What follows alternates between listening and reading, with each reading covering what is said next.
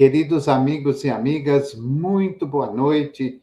Estamos dando início ao programa Espiritismo e Vida, nesta quinta-feira, dia 16 de outubro de 2025, em nossa série ou no nosso webinário espírita de todas as quintas-feiras, desde o dia em que nós iniciamos o programa.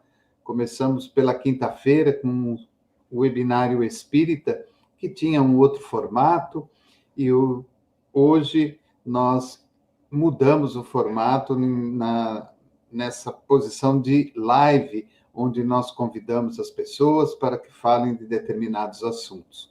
Então, nós já vamos aí para 7 anos em que o programa traz aí toda a informação possível dentro daquilo que o Evangelho e a doutrina espírita, como também todos os ensinamentos trazidos pelos espíritos benfeitores.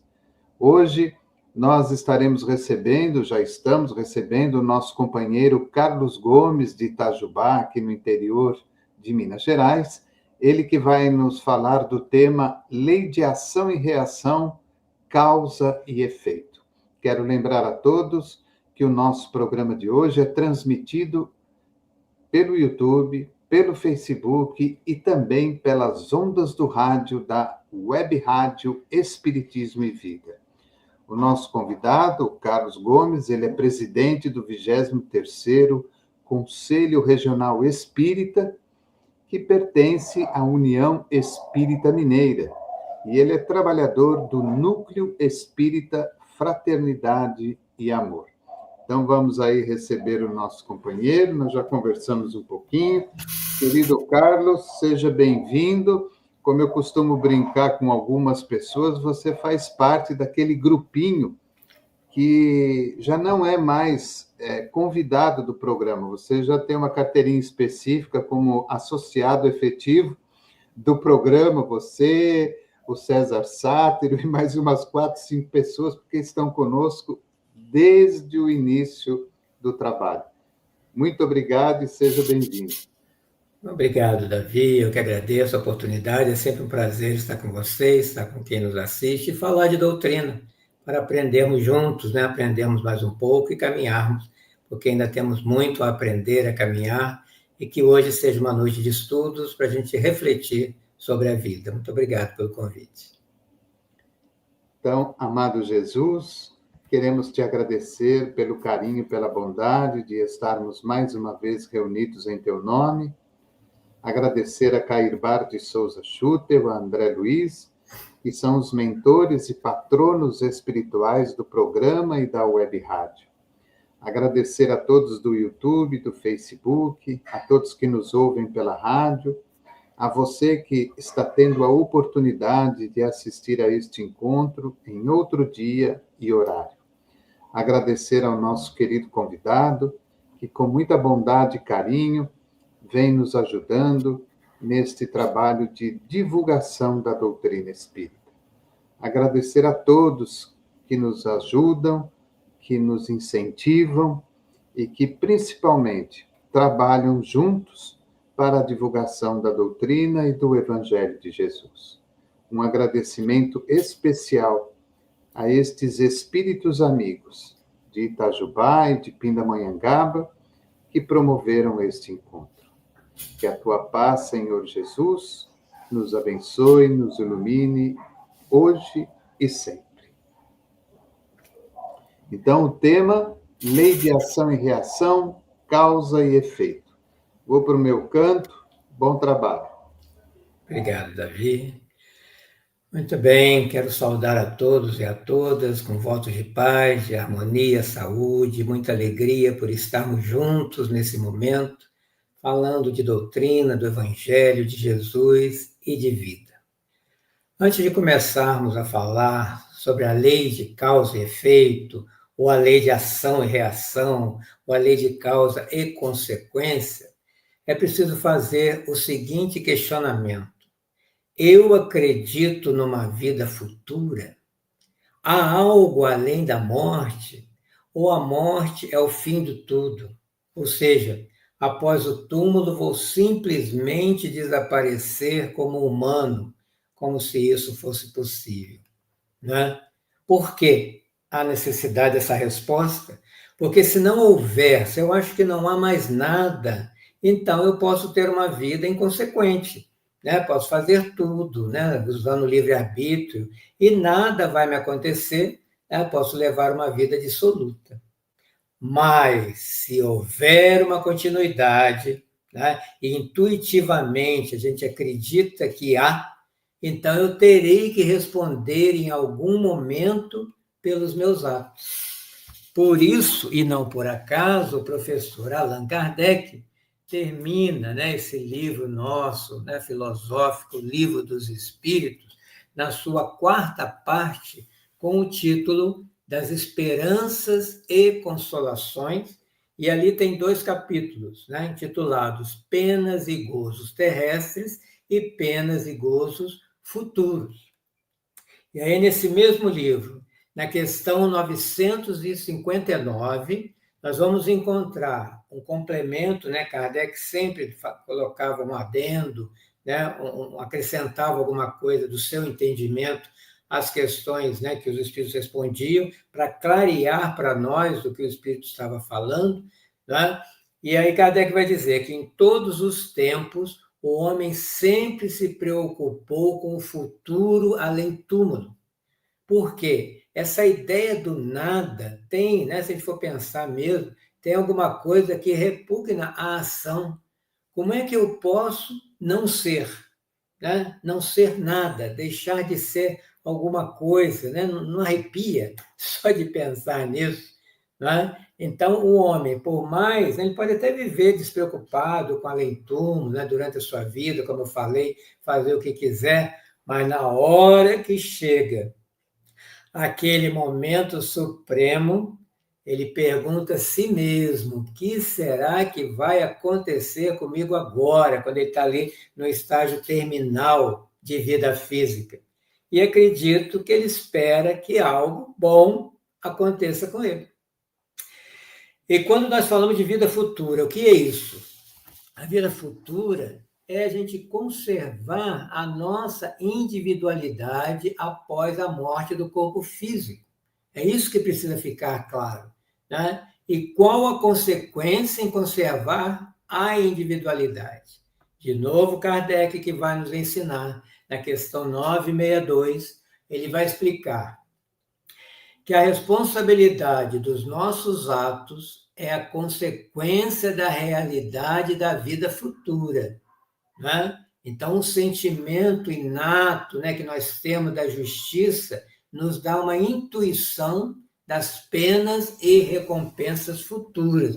Tem muita gente que tem medo de morrer porque tem medo de castigo, tem medo do inferno, tem medo do tribunal, de acusação.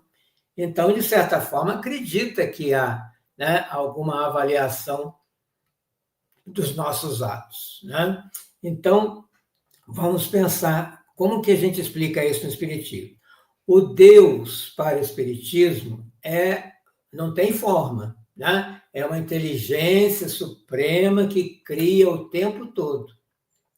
E ao invés de ele ficar ali apontando o dedo, né, quem está errando, né, para castigar, para mandar, né, para um lugar de sofrimento, né, ele criou leis. Né? Olha como é que é inteligência. As leis por si só fazem com que as coisas aconteçam, porque são essas leis que regem a nossa vida, as nossas ações. Né? Como a gente tem, por exemplo, as leis do trânsito, as leis, né, da nossa Constituição, que a gente sabe, né? Violou a lei, tem multa, tem consequência, né? Tem alguma sanção nós vamos ter. Então, nós somos responsáveis pelas consequências que vão advir quando violarmos as leis divinas. Por isso, estamos falando da lei de causa e efeito. Eu vou causar o efeito a partir de um ato que eu realizar. Então, a regra é simples, né? Qualquer um sabe. Fez o bem, recebe o bem, né? Se fizermos o mal, para o Espiritismo, o que nós vamos receber? a oportunidade de aprender novamente para não voltarmos a praticar esse mal. Outra pergunta do Livro dos Espíritos, 973, né? Ele vai reforçar que essas comunicações que vieram dos espíritos vêm comprovar, vêm mostrar o estado futuro da alma, porque são os espíritos que vêm dizer onde eles estão, o que está acontecendo com eles, o que eles foram e o que eles encontraram do outro lado, não numa teoria, numa filosofia, mas numa realidade, porque eles estão falando deles mesmos, né, com consequências lógicas da vida terrestre, o que eles encontram na vida espiritual. E não adianta a pessoa perguntar, mas o que vai acontecer comigo? Os espíritos dizem, o Kardec ainda diz, né, que é infinita a variedade das consequências, porque cada caso é um caso, é avaliado individualmente, dentro do comportamento de cada um, tem os atenuantes, é verificado toda a nossa vida de alguma forma, né? E para quem já leu o livro de Allan Kardec, O Céu e o Inferno, né, a segunda parte fala justamente sobre isso. Os espíritos, né, que foram evocados por Allan Kardec, e Allan Kardec perguntando a eles quem eles eram, o que eles fizeram em vida e o que eles encontraram do outro lado, de uma forma, né, metodológica, pedagógica, didática, para a gente, ao ler o livro, se identificar com o comportamento de algum deles, tem vários lá, de vários grupos que ele organizou, e se eu me identifico com um deles, o que aconteceu com ele provavelmente, não é certeza, pode acontecer semelhante, de forma semelhante comigo. Então, é um aprendizado, né? Depende das minhas escolhas, depende dos meus desejos, depende das minhas ações, né?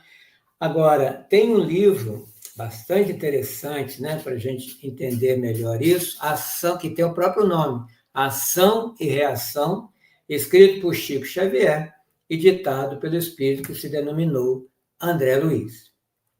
E aqui tem vários casos que eu gostaria de apresentar agora para a gente ter uma noção de como acontece, né? Logo no primeiro capítulo, o instrutor chamado Druso, ele vai falar para André Luiz algo que nos choca num primeiro momento, que é impactante. O que ele vai dizer? Há feras humanas que habitam um templo de carne, à feição de pessoa comum, mas no espírito ainda não é nem humano, é o que a gente vê nos noticiários, né? Pelas atrocidades, né, que um ser chamado humano é capaz de fazer, a gente vê o quanto de primitivismo e de crueldade, de brutalidade tem naquele espírito que na fachada é um ser humano, pode estar até de terno e gravata, mas na sua ação a gente vê o quanto ele é primitivo e inferior ainda. E ele leva André Luiz, né, por um lugar lá escuro, né, de sofrimento, para ele dizer que ali estão aqueles que promovem um delito na terra. Por quê? Porque foram desatentas com o dever mais nobre, que é o que precisamos pensar quando estudamos André Luiz, quando estudamos Allan Kardec, quando estudamos a doutrina, quando estudamos essas leis, colocar para nós. Como é que eu estou vivendo essa existência? Independente do que eu fui, né, hoje, né, como é que eu estou vivendo isso? O que eu posso esperar do futuro pelas ações que eu sei, né, que eu realizo? Então, essas pessoas, né, que cometem delitos vão estagiar em sítios escuros do outro lado, porque não alcançam a luz em consequência do seu comportamento. Quanto tempo? Pode ficar dias, pode ficar anos, né, até séculos. Né? O que ele fica fazendo lá? Reconsiderando as suas atitudes, pensando na vida, mesmo após, né, a desencarnação, para se preparar até mesmo para uma reencarnação, para o reajuste ao arrepender-se do que tenha feito. E que seja breve, porque senão vai ficar aquela angústia, que ele fica reverberando na mente. Esse é o sofrimento do espírito. né? São mentes que sabiam das suas responsabilidades morais, né? Que competiam a eles realizar, educar e auxiliar as pessoas, mas se ausentaram deliberadamente, ou seja, de propósito, assim o quiseram, porque tinha livre-arbítrio. Né? Então, ali diz o instrutor que é um vasto campo de desequilíbrio, é um campo, é uma região enorme, né? Ou em volta daquele espírito, que ali é onde tem pessoas que tiveram a maldade calculada, a cegueira da perversidade, né? Aqueles que se envolveram na crueldade e no egocentrismo, né? Então passa ali, fica gritando, né? As vozes da sua consciência ficam gritando como um credor exigente a mostrar os frutos amargos dessa plantação. Olha a consequência, olha o efeito da causa do outro lado. E ele vai explicar que muitos ainda chegam em total desequilíbrio mental. Né? Então, o espírito pode enlouquecer do outro lado pelo próprio comportamento. Né? Eles estacionam a sua mente, o seu pensamento no remorso, né? Porque todos nós, conscientemente, sabemos onde erramos, quando erramos e com quem erramos. É só parar para pensar. E quando vem um arrependimento, quando vem um remorso, isso se torna uma autoflagelação, né? Uma dor interna da gente não poder voltar nessa existência para refazer e não se perdoar. Tem isso também. Né? Então, cada coração que está ali nesse local fica preso, né, nas próprias obras, fica preso na cena. Né? E ao ficar com esses pensamentos, ainda atraem aqueles que vão estar afinizados, né? Aqueles que nós atraímos pelos pensamentos que irradiamos, pelos desejos que temos, pelas escolhas que fizemos.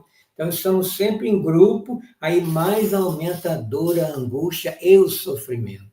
Porque a gente não tem ideia, e o Espiritismo sempre nos explica a questão do pensamento, tem até o livro de Emmanuel Chico Xavier, Pensamento e Vida, que deve ser lido, relido, estudado, entendido. A gente não tem ideia da força do pensamento. Também, Allan Kardec, em A Gênesis, capítulo 14, quando ele fala dos fluidos, né, a força do pensamento que é criador, né? A nossa mente cria o nosso cenário, cria o nosso destino, cria a nossa vida e nos escraviza na ignorância, na miséria, na preguiça, no egoísmo, na crueldade, no crime, fortalecendo a treva e não alcançando a luz.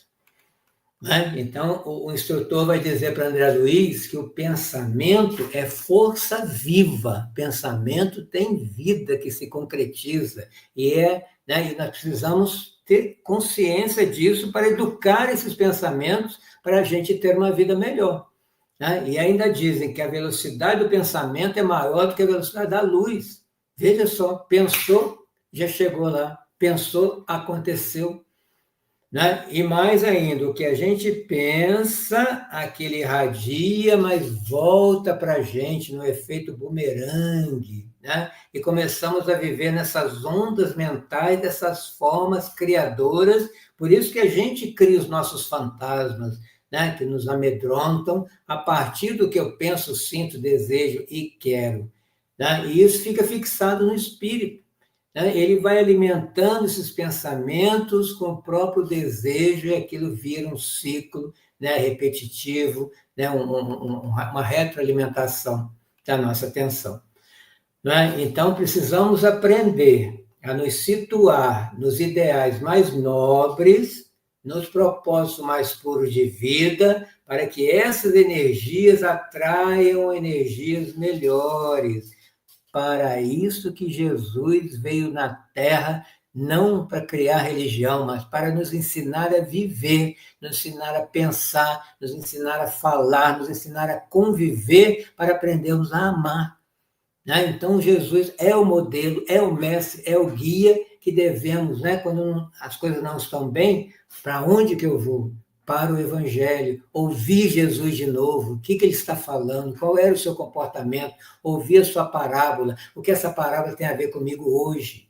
Evangelho é roteiro de vida e educa o nosso pensamento. Né? Não estou falando de religião, estou falando de evangelho, estou falando de prática, de vivência no amor que é Jesus. A história de Jesus para a Terra é essa mudança de paradigma, mudança de sentimento e pensamento que precisamos correr atrás.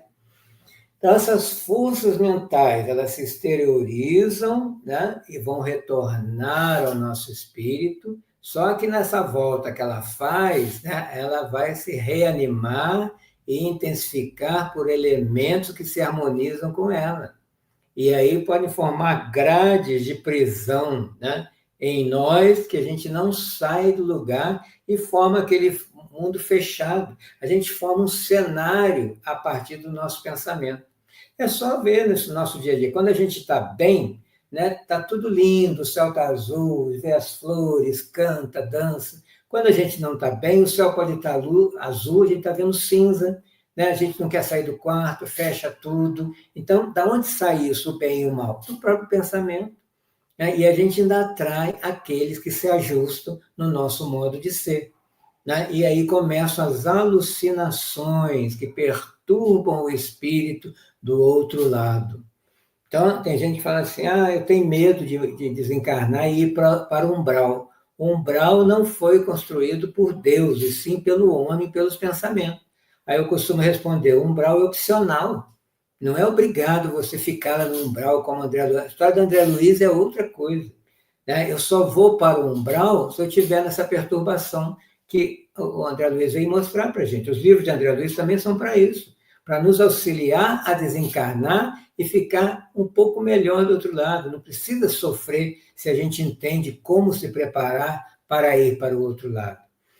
Né? Então, o espírito do outro lado, ele fica o tempo, né, que ele vai precisar ali no cativeiro das suas próprias criações mentais. E se elas forem menos construtivas, a gente que cria o próprio sofrimento do outro lado, com sofrimento, com ilusão, né? E com aqueles ainda que são afins de nós. Então, quando a gente viu lá no filme Nosso Lar, o André Luiz no umbral, todos ali estavam na mesma faixa vibratória, né? de raiva, de agressividade, de não aceitação da própria morte. Tudo é pensamento e sentimento que cria aquele cenário. E as entidades ali são entidades afins. São vítimas dos próprios pensamentos, desvairados e sombrios. Né? Mas vão ficar ali para sempre? Não.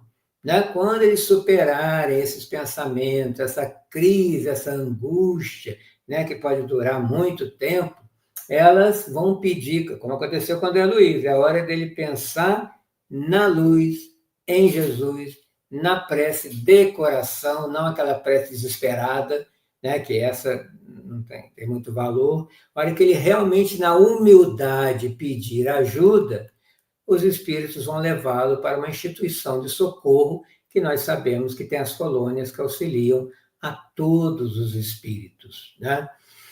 E aí, quando a gente fala sobre isso, as pessoas podem pensar assim, mas cadê nossos mentores? A gente não tem um mentor, não tem um amigo espiritual, por que ele não ajudou? Aí a questão é qual?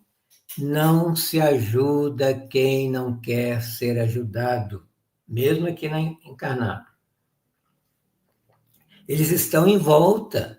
Né? O próprio André Luiz perguntou para a mãe dele por que ela não tinha tirado ele lá do umbral. Ela falou, eu estava do seu lado, você que não via.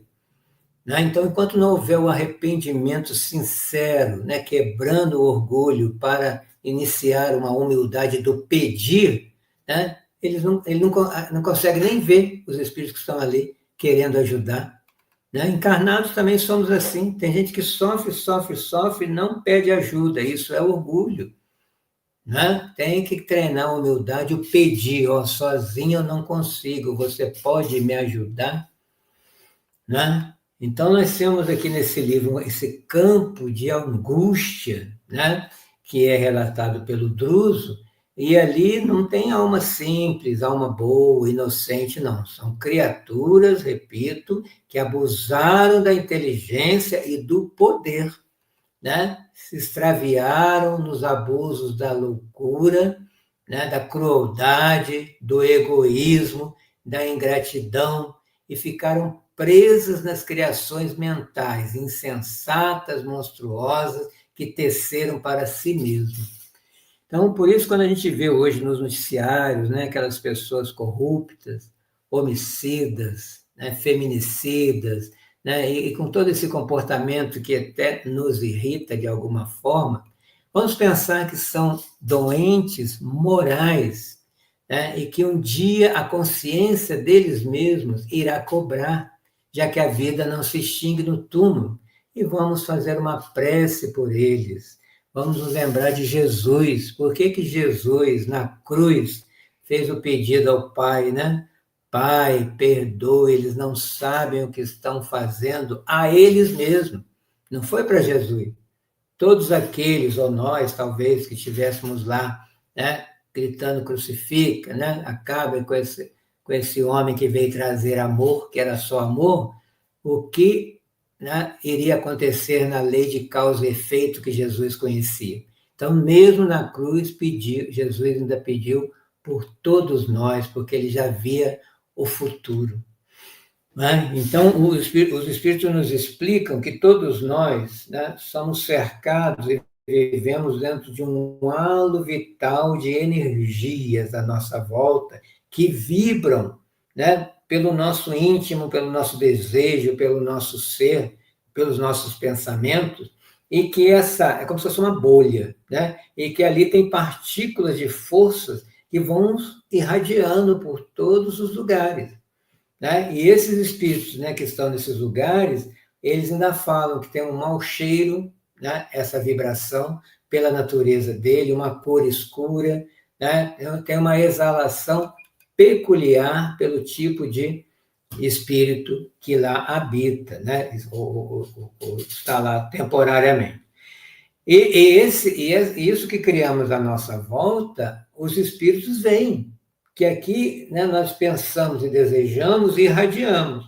Então, nessa bolha fica como uma televisão, passando ali como num filme, todas as nossas ações que nós desejamos ou que já fizemos. E os espíritos veem isso. Por isso que eles nos conhecem mais do que a gente pensa. Kardec também perguntou isso, questão 457, né? Em O Livro dos Espíritos, ele pergunta: podem os espíritos conhecer os nossos pensamentos mais secretos, aquele que a gente não conta nem para a gente mesmo? Olha a resposta. Muitas vezes chegam a conhecer o que desejarias ocultar de vós mesmos. Então, nem atos, nem pensamentos podem ser dissimulados para os espíritos à nossa volta. Se são os bons que estão vendo, eles vão nos auxiliar a melhorar esses pensamentos. Se são aqueles que querem nos prejudicar, vão estimular esses pensamentos, se não forem bons, para que a gente caia nessa existência. Né? Então, vamos ver alguns casos que ele cita aqui para a gente ter uma ideia o que acontece. Tem um caso aqui que eles contam de Antônio Olímpio. Antônio Olímpio viveu para si mesmo. Olha o egoísmo aí, tomando conta.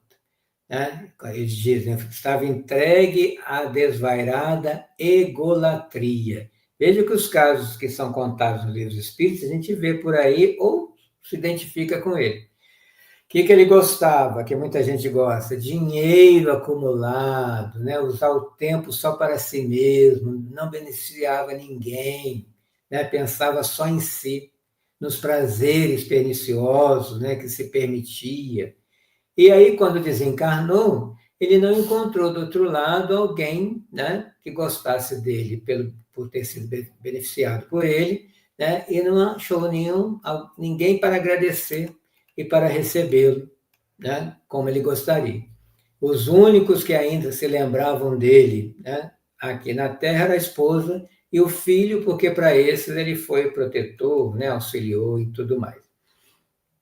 E quando ele era jovem, ele espoliou seus 2 irmãos, né? E os afogou para ficar com a herança do pai que tinha desencarnado, né? Então ele ficou sozinho com a herança, olha a questão do dinheiro aí, do egoísmo. Depois ele se casou e teve um filho, né? Quando ele desencarnou, o filho, claro, herdou a fazenda, herdou lá os bens que ele deixou. Encurtando a história, qual foi a solução para que a espiritualidade, né, planejou para o ressarcimento a seus irmãos? Ele irá voltar como seu neto, filho de seu filho, irá se casar novamente com a mesma esposa e vai receber como filho os 2 irmãos, né, que ele foi responsável pela desencarnação, né, para poder os 2 agora herdar aquilo que eles tinham direito, porque sendo filho do filho dele, eles vão herdar, né, né, agora vão ser netos, né, do filho dele, vão herdar, né, o que era de direito. Veja a lei de causa e efeito, né, como as coisas voltam, né? Então, quem roubou, ou quem está roubando por aí, ou tirando dinheiro que deveria ir para um lado, né, e está pegando ali desonestamente, saiba que um dia vai precisar devolver, né? Porque somos apenas usufrutuários da natureza. Nada é nosso nessa vida, nada levamos daqui. Não é fato, isso as pessoas até brincam, caixão não tem gaveta e tal, mas no dia a dia a gente não vive, né, com essa verdade na hora de se doar, de desapegar, de contribuir.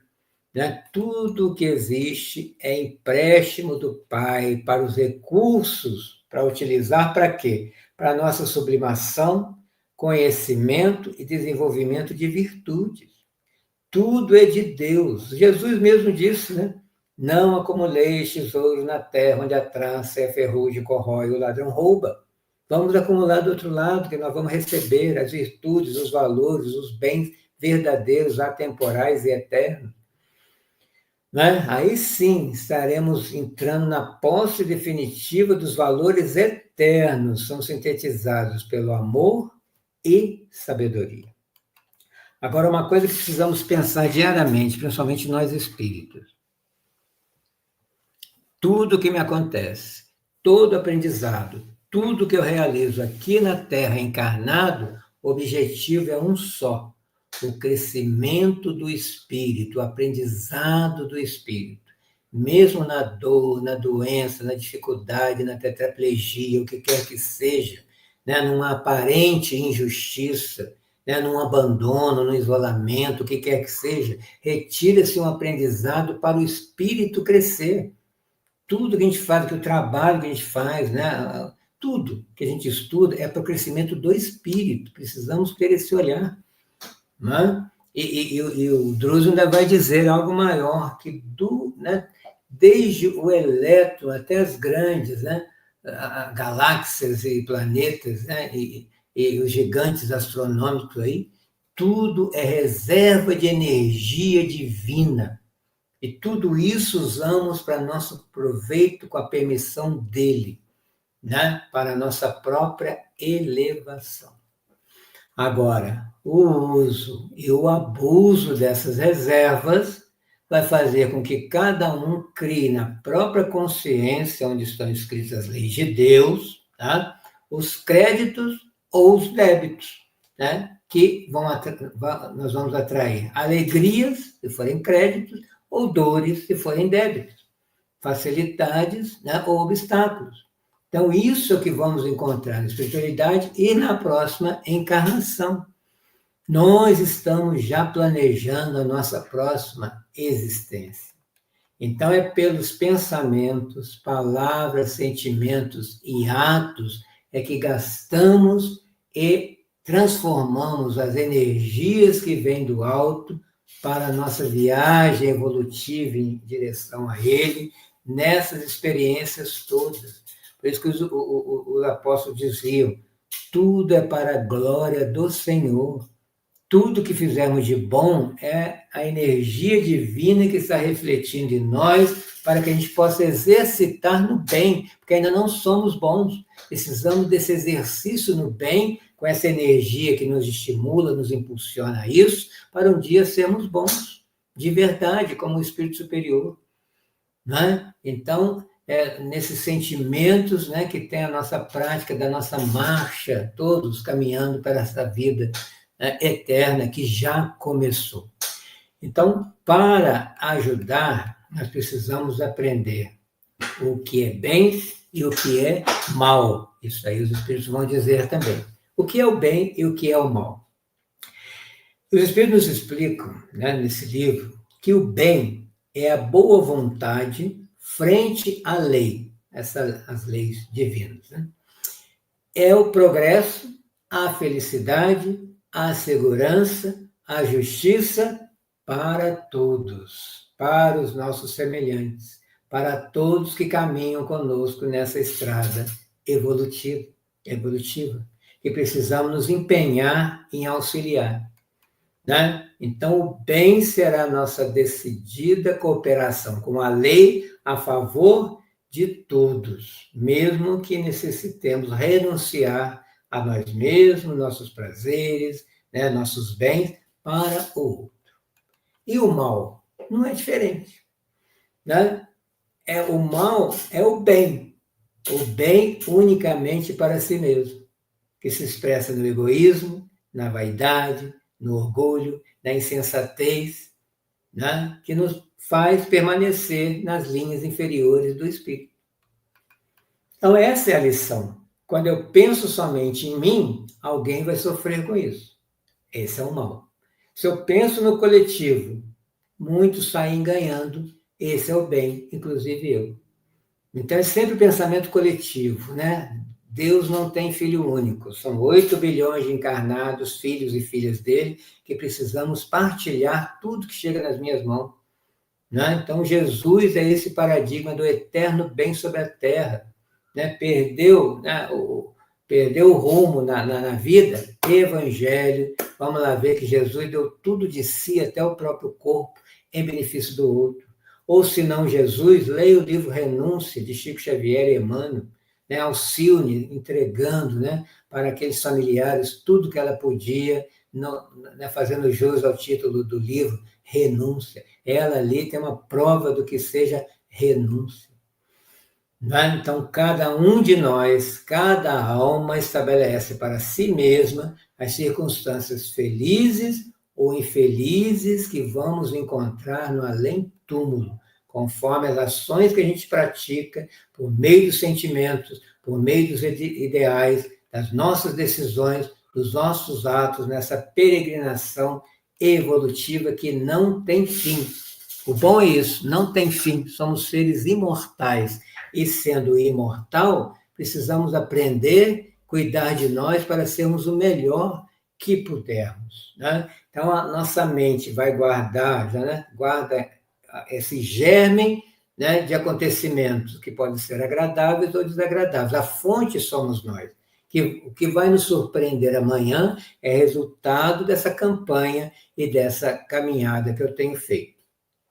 Então, o homem precisa utilizar a razão, né, nós custamos a conquistar essa razão, a vontade, o conhecimento e o discernimento e ser responsável por si mesmo e sobre o seu futuro.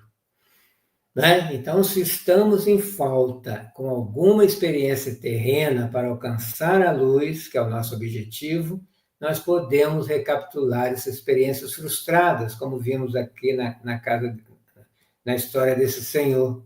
E Deus não usa castigo, ele usa o tempo. Por isso, bendita a reencarnação que nos possibilita, né, o ressarcimento com as outras pessoas e o processo evolutivo que não tem fim. Tem um outro caso também nesse livro, né, de um rapaz, né, um homem de 40 anos que tirou a própria vida. Né? E aí ele vai sofrer as consequências desse ato, né? E depois é porque nós temos o perispírito, que é o espírito, o corpo do espírito, que é o que liga o espírito à matéria, e que nos faz ter uma forma humana do outro lado. Se ele tirou a própria vida, né, os espíritos dizem que ele precisa recompor as células do perispírito que ele lesionou. Né? E aí, o que foi programado para ele? Ele vai reencarnar, né? Vai ter as provas, né, para suportar. Só que uma coisa interessante para o nosso aprendizado, quando ele chegar na idade de 40 anos, que foi a idade que ele tirou a vida na outra existência, ele vai experimentar uma sensação de ser tentado a fazer o mesmo. Né? Porque eles explicam que essas imagens destrutivas, né, estão arquivadas na sua mente. E elas começam a se desdobrar diante dele, e isso tem um nome, o fenômeno que eles deram o nome de circunstâncias reflexas, que pode dar vazão a desequilíbrios emocionais. Aí a gente pergunta, então, o que fazer? Esse homem precisa conquistar recursos educativos e renovadores em si mesmo, na prática da fraternidade, o bem para o próximo, estudo do Evangelho, do Espiritismo, para superar a si mesmo nessa crise, né, que ele ainda traz da outra existência. Senão ele não vai escapar a sucumbir, a realizar novamente, porque as tentações começam em nós, e nós as alimentamos. Então, principalmente na meninice, na juventude, é a época de moldar o novo espírito para construir uma fortaleza moral, né, para essa alma encarnada, para isso, né, para ele poder se fortalecer, e daí nós vamos ver, né, a responsabilidade dos pais ou dos responsáveis por uma criança em evangelizar, educar seus filhos, netos, o que seja. Né? E para o espírita, a obrigatoriedade de levar suas crianças para uma escola de evangelização infantil. É escola, não é para ir quando der. Toda semana, se tem ali um dia para evangelização, é para levar as crianças para ela aprender a falar. Né? Vai ouvir sobre Jesus, sobre evangelho, sobre moral. Porque no TikTok da vida não se está falando de Jesus, não se está falando sobre moralidade. Ao contrário, às vezes fala até de imoralidade.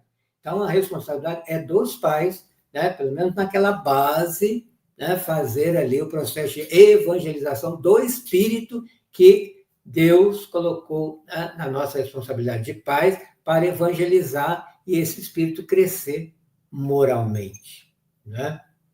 Então, é preciso renovar, né, nossa forma de pensar a vida, nos redimir para aprimorar o espírito e se purificar.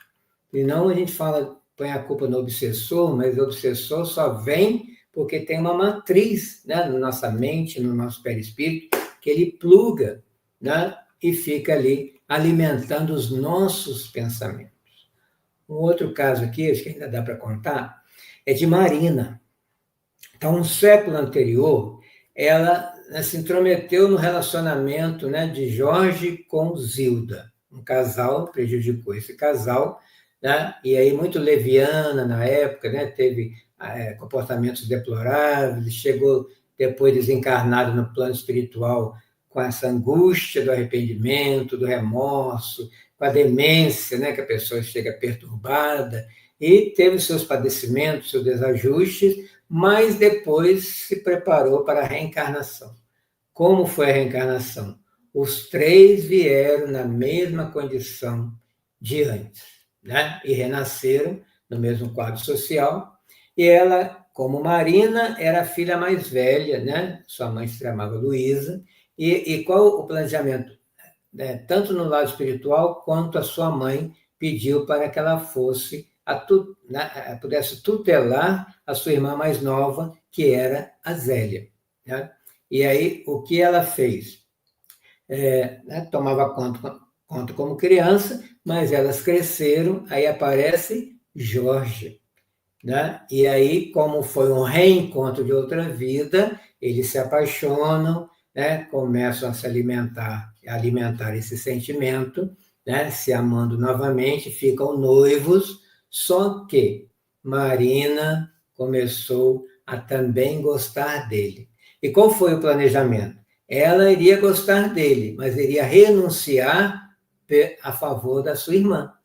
Não é? Era isso que ela deveria fazer. Só que, quando chega aqui com todo esse esquecimento, ela cega e surda aos avisos que a gente tem, né, da consciência, dos nossos mentores, dos nossos amigos, começou a se envolver de novo com o noivo da irmã, né, criando ali um complexo de sedução, atraiu ele de novo e aí atraiu entidades que alimentavam isso, e ele, inconscientemente dominado, transferiu-se do amor da irmã para a Marina.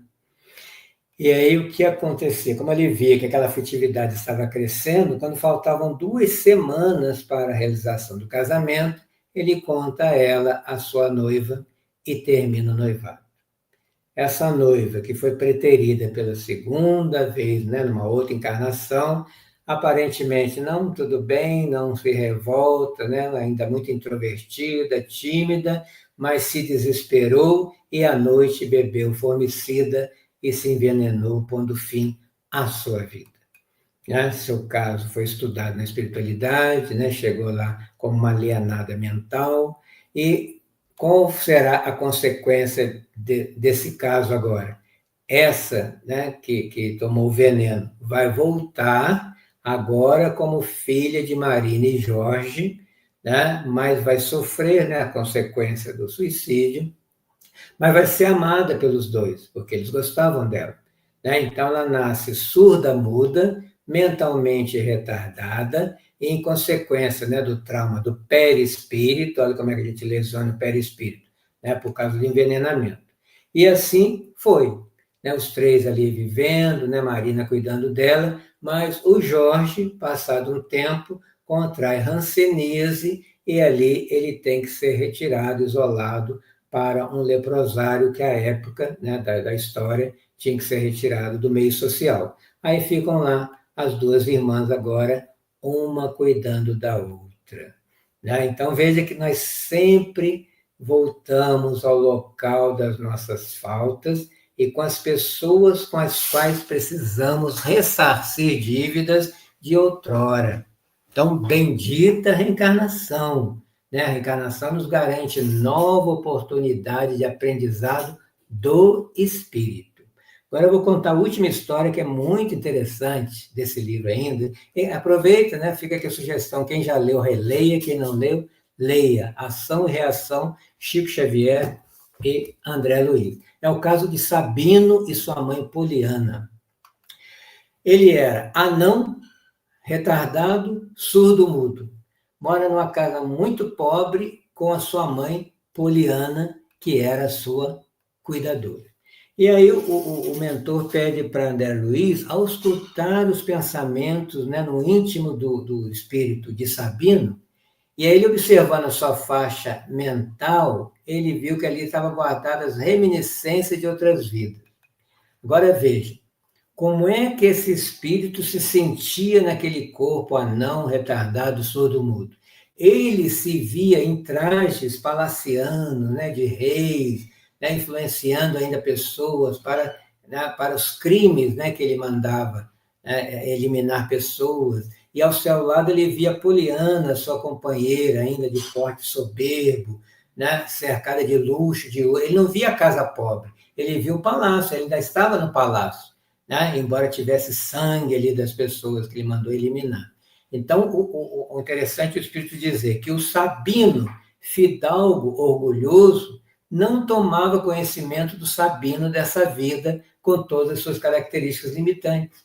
Né? Ele ficava numa introspecção, revivia o passado com requintes de egolatria, demonstrando na posição de homem, né, iludido pela mentirosa superioridade à frente dos semelhantes. Né? Então, para a Terra, Sabino é o idiota surdo-mudo de nascença.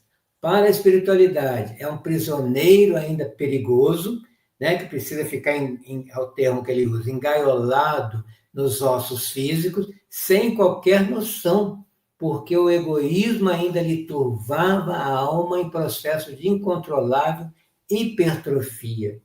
Né? Então, a sede da posse, do orgulho virulento, perverter a vida íntima desse espírito, né? E fixou no labirinto de enganos, né? Que ele ainda alimentava, e ali ele estava em completa alienação mental, no tempo, né? Parado nessas reminiscências, e aí a gente se pergunta, e qual é a vantagem, né? De um espírito que vem nessa situação, mas não percebe que está nessa situação? E aí os espíritos dizem, né? O espírito vai explicar para André Luiz. Temos sob nossa atenção lamentável débito congelado. Olha a outra expressão que ele usa nesse livro, débito congelado. O nosso companheiro deploravelmente tombado praticou numerosos delitos na terra e no plano espiritual. E há mais de 1000 anos. Aí ele vem sucumbindo, vaidoso, desprevenido, nas garras da criminalidade. Então, de existência em existência, não soube senão consumir recursos do campo físico, tumultuando as paisagens sociais em que o Senhor lhe concedeu viver, com calamidades diversas, homicídios, rebeliões, extorsões, calúnias, falências, suicídios, abortos, obsessões, tudo por ele provocado há muitos séculos. Né? Então, ele não via nada na sua frente senão o egoísmo que ele precisava saciar. Então, ele se cristalizou, né, nesse crime, se desequilibrou de tal forma que foi preciso mergulhar, né, nesse corpo limitado, porque se ele ficasse fora, ele ia causar mais mal ainda, tanto na espiritualidade quanto aqui na Terra. E a Poliana, que é sua mãe, aceitou, né? À época ela foi uma companheira fútil, né? Transviou-se também do bem, mas depois ela teve um arrependimento e se libertou antes dele, e agora aceitou vir cuidar dele. Então, até que ele amadureça em espírito para início da sua renovação, ele vai guardar a mente trabalhando nesse círculo fechado. Né? Pensa só em si mesmo, não consegue interagir com as pessoas e fica somente com a Poliana, sua mãe. Está no processo que eles chamam de hibernação espiritual, enquistado no próprio íntimo. Então, veja todas as estratégias que a espiritualidade usa para o nosso crescimento em espírito. Então, eu encerro aqui com uma prece, um trecho, né, da prece de Druso, quando ele pede a Deus: não permitas que o reconforto do mundo me faça esquecer-te, e constrange-me ao convívio da humildade, para que o orgulho não me sufoque. Que seja essa a nossa prece diária e para o nosso aprendizado e crescimento. Obrigado pela atenção e vamos aprender juntos com o Espiritismo, com Jesus e com o Evangelho. Muito obrigado.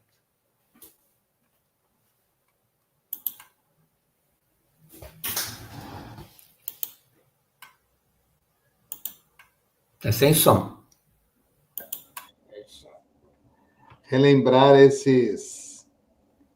essas histórias dos livros é sempre muito interessante, né? Você vê como que elas estão... Quando você pega a obra do André Luiz, você vai vendo como que os casos, eles, de uma maneira direta ou indireta, se ligam às obras da codificação, né? Ao ensinamento, né? Como é interessante, né? Sim, tem o mesmo propósito, né?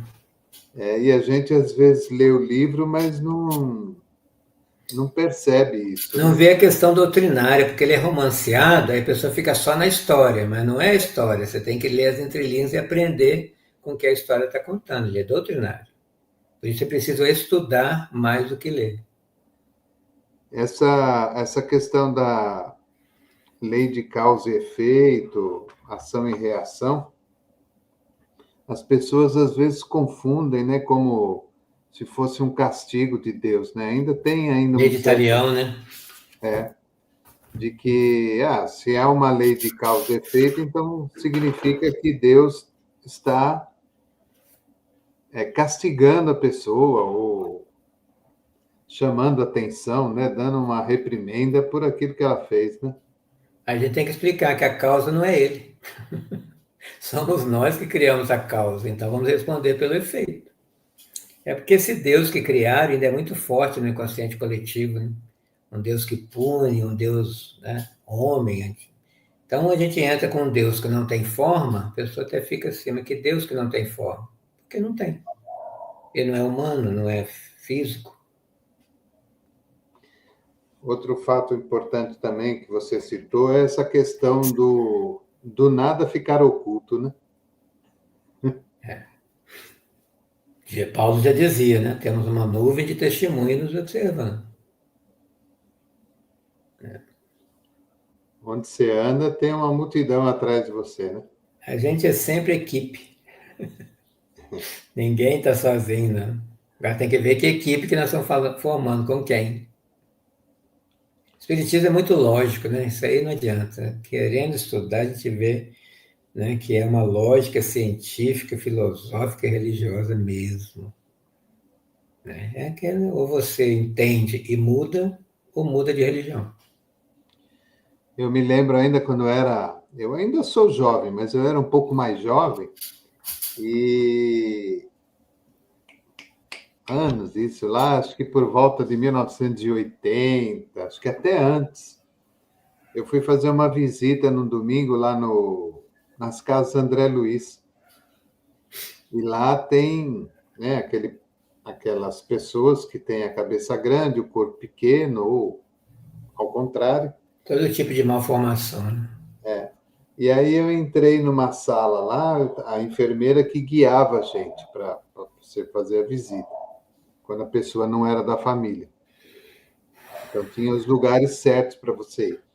E eu me lembro até hoje, eu era ainda, apesar de ser de família espírita, não tinha assim estudo, não tinha feito curso, não tinha feito nada. E eu me lembro que eu parei na frente de um berço assim, era um homem já, com o corpo pequeno, a cabeça muito grande. E eu não falei nada, eu olhei para ele e eu pensei assim, puxa, que judiação, né? Eu pensei. Você precisa ver a reação que ele teve. É que ele ficava amarrado, né? Eles ficavam, não é amarrado, eles tinham uma fita que segurava para eles não saírem do berço ou ter alguma tentativa de alguma coisa. Mas ele agiu de uma maneira como se não tivesse aquela fita ali naquele instante. Acho que ele pulava no meu pescoço e me estrangulava. Tal a raiva que ele sentiu, né? E depois aí ela me explicou, ela falou assim, olha, ele fisicamente não tem condição para nada, mas espiritualmente ele sabe muito bem o que você está pensando. Aí eu fiquei nunca esqueci daquilo. Lembro, estou falando com você, eu estou lembrando dele, estou lembrando da cena. Era um quarto, ó, tinha uma parede assim, uma faixa azul clara e o quarto todo branco. Tinha acho que umas 20 camas com aquelas grades grandes, né, em volta. E eu olhei assim, fiquei olhando para ele assim, só pensei, nem abri a boca, só pensei. Nossa, que judiação. Ele Eles não gostam que mudou. tenha pena, né? É. Então você veja, né, como que às vezes a gente não. Às vezes a gente vê um mendigo na rua, uma pessoa, né, pobre, pedindo esmola, numa situação precária mesmo. Você vê que não é uma. A pessoa não está se aproveitando daquela situação, ela tem uma situação precária mesmo. E às vezes a gente nem imagina quem está ali por detrás daquele corpo, né? É o caso do Sabino, né? Uma pessoa que foi rei uma, né? E veio numa situação terrível. Para o espírito aprender. Às vezes você passa na estrada, às vezes eu ando aqui para o lado, para o outro, na Dutra aqui, você vê a pessoa ali andando no meio da estrada, do nada, carregando um saco, descalço. Fala assim, o que esse fulano está fazendo andando no meio da estrada? E às vezes você, pelo fato da gente não ter toda a permissão de ver, né? E às vezes nem tem permissão de saber, como dizia o Chico, fica aquela incógnita, né? Quem está ali atrás daquele corpo, né? Às vezes eu fico pensando nesses recicladores, né, que ficam remexendo no lixo, se não seriam espíritos que em outrora estavam procurando ouro, né? Aí ficava remexendo aquilo tudo, eles queriam ouro, agora, né, estão olhando o lixo, continuando procurando ouro, né, para ter dinheiro. Para ter dinheiro, É né? de tudo, né? Então, às vezes, o pré-julgamento, às vezes pode enganar a gente, né? É orar, né? Orar, porque não é fácil para ninguém a encarnação, não. Principalmente orar pelos que estão no umbral, né? Às vezes a gente esquece daqueles que já estão do outro lado, mas que por mais que ele precise, né, ressarcir, a gente pode ajudar com a prece, né? Iluminar um pouco a escuridão dele lá, porque é doído. E a gente já teve lá, de repente, ou pode estar amanhã. E essa lei de ação e reação, causa e efeito, né? A gente hoje fala as pessoas aí, esse pessoal aí que é o mais entendido aí do movimento espírita aí, que são os bambambam do negócio, eles costumam dizer que, na realidade, hoje o que a gente mais vive é a lei de causa e efeito, né? Que a lei de ação e reação teria sido mais ao tempo lá atrás de Jesus, tal. Não sei se está certo, isso está errado, mas Nós somos os mesmos, né? A gente não adianta, mudou o nome, né? a gente quer ser superior, mas nós somos os mesmos. É por isso que ainda estamos aqui, né? Então essas leis todas a gente tem que, né, conhecer e ver como é que a gente está fazendo, né? Toda ação tem uma reação, porque a gente não sabe agir sem reagir. Só vai sair o dia que a gente aprender a não reagir sem agir. Por enquanto a gente reage, e reage com o emocional, por isso que erra. O que eu vejo, assim, eu já vi, né, assim, de exposições aí, de palestras, de live, assim, é de que o fato de como você fez uma ação, então você deu uma bufetada na cara de alguém, você vai ter uma reação daquilo, uma reação material, né? E eles falam que essa questão da lei de causa e efeito, como você não tem tanta barbárie como tinha naquele tempo, então ela se modifica. Então você age de uma maneira, você pratica uma ação, e a ação que você praticou vai ter uma reação. Então, mas a gente percebe no mundo atual que ainda há muita ação e reação, né? Por isso que tem as guerras, né? Um faz, o outro já quer responder. Está tudo do mesmo tamanho. Eu também acredito que não muda o nome, mas se você for ver, O tudo bem, comportamento é o mesmo. as circunstâncias podem ser diferentes, mas o objetivo ali, o profundo ali, é quase que idêntico, né? Ainda somos os mesmos e vivemos como nossos pais, já dizia Belchior. Antes de passar, então, a palavra para você aí dar aquele momento de marketing, né, de propaganda e tal, e você, por favor, fazer a prece para nós, quero lembrar a todos que nós iniciamos, como todo ano fazemos, no mês de outubro, nós iniciamos o trabalho de reformulação da nossa programação, tanto no canal como na web rádio. E a estreia dessa nova programação será agora, na próxima segunda-feira, às 20 horas, quando nós estaremos voltando com a nossa série das segundas-feiras, que é o estudo de uma obra literária espírita. Esta série é toda segunda-feira, às 20 horas. Lembrando que todas as séries, tudo que acontece no canal, fica lá gravado no canal, você pode assistir em outro dia, em outro horário. E nós vamos voltar segunda-feira com esta série, fazendo o estudo do livro Pensamento e Vida, livro, psicografia do Chico e ditado por Emmanuel. Quem ficará responsável por essa tarefa, por esta série durante aí o ano de 2026 será o nosso companheiro Túlio Chipoletti, que é trabalhador e um dos diretores aqui da Casa Transitória Fabiano de Cristo, aqui de Pindamonhangaba. Então, estreia segunda-feira agora, às 20 horas, no nosso canal. A série Estudo de uma Obra Literária Espírita, o livro Pensamento e Vida de Emmanuel. Então, fica aí o convite para todos. No demais, quero agradecer a todos pela participação, pelo apoio, pelo carinho, aqueles que nos ouviram, aqueles que nos assistiram, aqueles que ainda vão assistir. Quero agradecer ao nosso querido Carlos pela sua bondade, pelo seu carinho.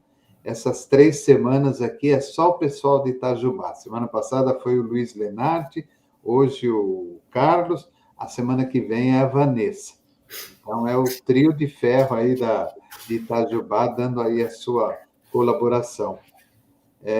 Quero lembrar a todos que a nossa programação continua amanhã, sábado e domingo, com as 2 séries, uma à tarde e outra à noite.